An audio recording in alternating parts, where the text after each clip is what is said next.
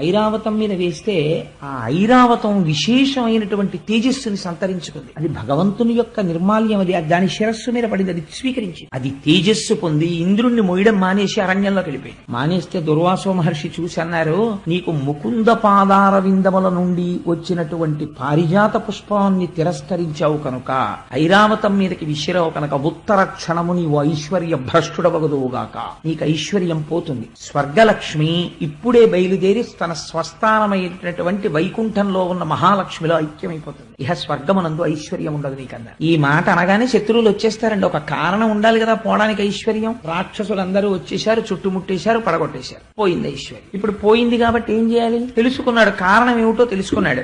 ఏది చెప్పాలన్నా ఆయనే చెప్పాలి. అన్ని విషయాలు తెలుసున్నటువంటి పెద్ద ఆయన చతుర్ముఖ బ్రహ్మగారు. అది పెద్ద తలకాయ, మహానుభావుడు, పూజనీయుడు. అందుకని ఐశ్వర్యాలన్నీ తొలగిపోయినటువంటి వారై దేవతలు తేజస్సు కోల్పోయిన వారై అరణ్యములు పట్టి తిరుగుతూ ఒకనాడు చతుర్ముఖ బ్రహ్మగారి దగ్గరికి వెళ్లి ప్రార్థన చేసి, అయ్యా నేను ఇలా ప్రవర్తించానని దూర్వాసుడి కాళ్ల మీద పడి ఏడ్చాడు. చతుర్ముఖ బ్రహ్మగారి కాళ్ల మీద పడి ఏడ్చాడు. నా ఐశ్వర్యం తొలగిపోయింది, మళ్ళీ ఎలా వస్తుంది నాకు ఐశ్వర్యం అని. అంటే బ్రహ్మగారు అన్నారు, ఆయన కూడా ఇంద్రుడు చెప్పినటువంటి మాట విని నువ్వు ఖండకావలంతో ప్రవర్తిస్తూ ఉంటావురా. అప్పుడప్పుడు ఒకసారి బృహస్పతి జోలికి వెళ్ళావు, ఇవాళ దుర్వాసో మహర్షి జోలికి వెళ్ళావు. పోదు ఐశ్వర్యం, పోయి తీరుతుంది. ఇప్పుడు నీకు మళ్ళీ ఐశ్వర్యం ఎక్కడి నుంచి రావాలి? మళ్ళీ ఆ పద్మనాభుడి యొక్క అనుగ్రహంతో రావాలి. కాబట్టి నీకోసమైనా నేను ఎవరిని ధ్యానం చెయ్యాలి?